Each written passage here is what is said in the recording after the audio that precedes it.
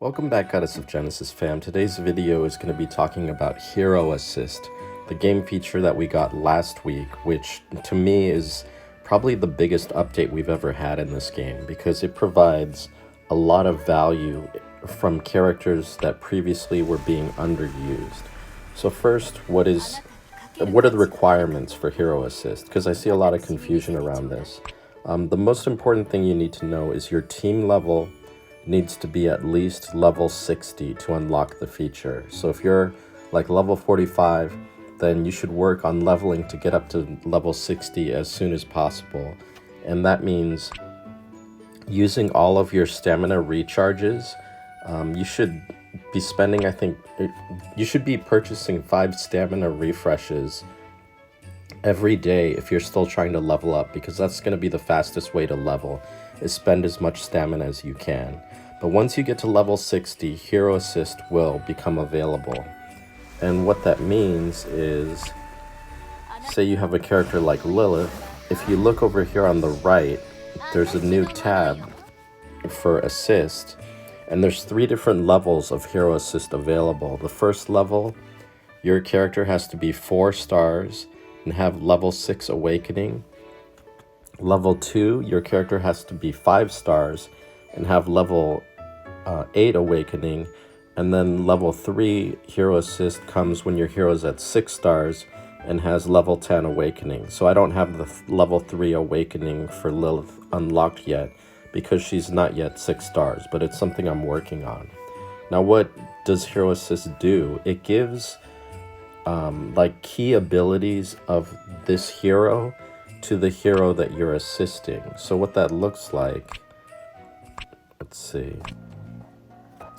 So here in Endless Corridor, for example, when you go into the team prep area, that little box on the bottom below the characters is the Hero Assist. So here I could put in like Chang'e to assist Freya, for example, or I could put Isabella to assist Freya. So what does that do, right? Like what do the different Hero Assists do?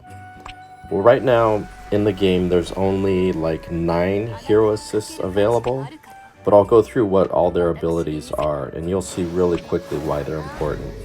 And for the purpose of this video, I'm going to be only talking about level 3 assists for the most part, because those tend to be the most powerful. The level 1 and 2 assists are not as good, but they gradually get better as you get up to level 3.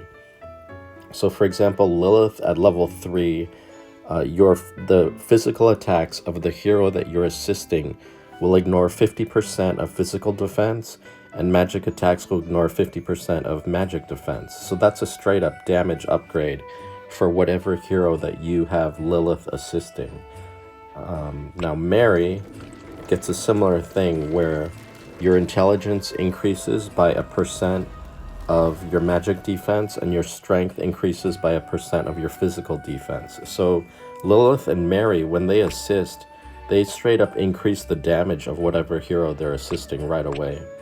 Valkyrie can remove up to 3 buffs from the target enemy. So in PvP, this could be really strong. You can remove things like shields and like damage boosts from the enemy. Isabella has probably one of the strongest assists in the game right now. After the hero that you're assisting takes action, it removes 1 debuff, 1 to 2 debuffs, depending on what level the hero assist is. And most of the times I want my hero assist to be level 3, but Isabella's actually works really well as a level 1 hero assist. Just removing 1 debuff from all allies at the end of action is really good, because there's, for example, in Endless Corridor, there's levels where your team starts and everybody immediately has Ignite cast on them, I think from Michael. And then if you attack Apollo when you're ignited, then you take this massive reflect damage. If you have the first character who has a move use Isabella's assist, at the end of their action, it dispels that Ignite, and then suddenly you're free to attack Apollo and you don't have to worry about that reflect damage. Or a similar thing, if you have characters that get frozen, you can remove that freeze by using Isabella's assist to dispel that debuff. Chang'e, one thing you should know about Chang'e is when you limit break Chang'e, which takes forever because you need to get like 5 copies of Chang'e after she's 6 stars, her Moon Lantern will have a 90% damage reduction at limit break. Wait, where is it? Decreases all allies' AoE damage by 90%. That's at limit break.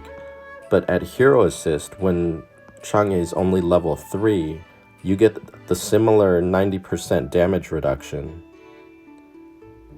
from AoE attacks.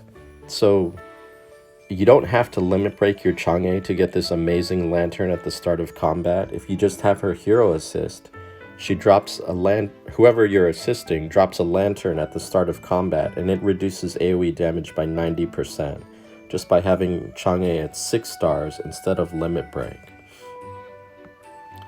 Abe has one of the best hero assists, I think, because it is when the character performs their action, it has a up to 100% chance to freeze the target, and obviously that's a big deal. When you can freeze a target, like for example a Guardian at the start of combat, so one thing you could do is you could have Freya be assisted by Abe, and if this were a level 3, then Freya will target someone like the tank, and she'll do her ultimate, which does AoE damage to the entire team, and it'll 100% freeze the tank, so then you can go in and pick off the squishy targets after that. It's really huge.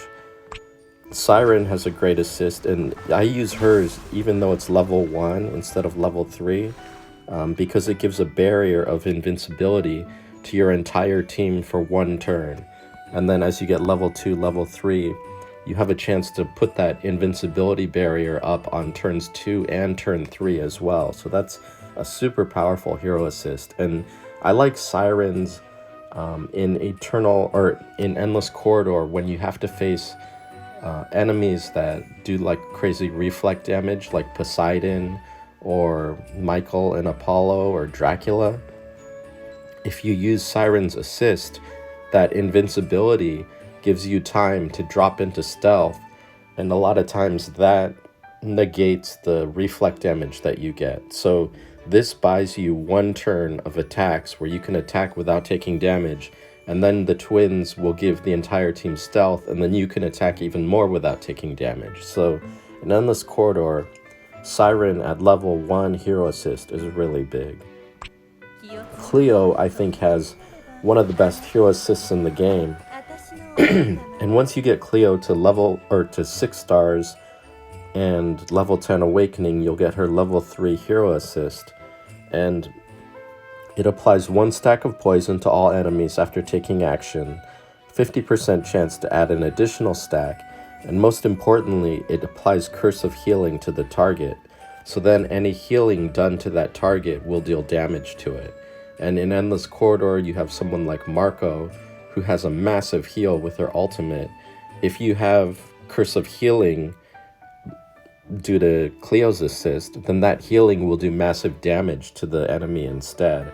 So all those heroes that have a ton of healing, like Chang'e, Athena, Isabella, Cupid, all that healing that is a pain to deal with, it can instead do damage, and Cleo is just a monster if you have her at level 3 hero assist.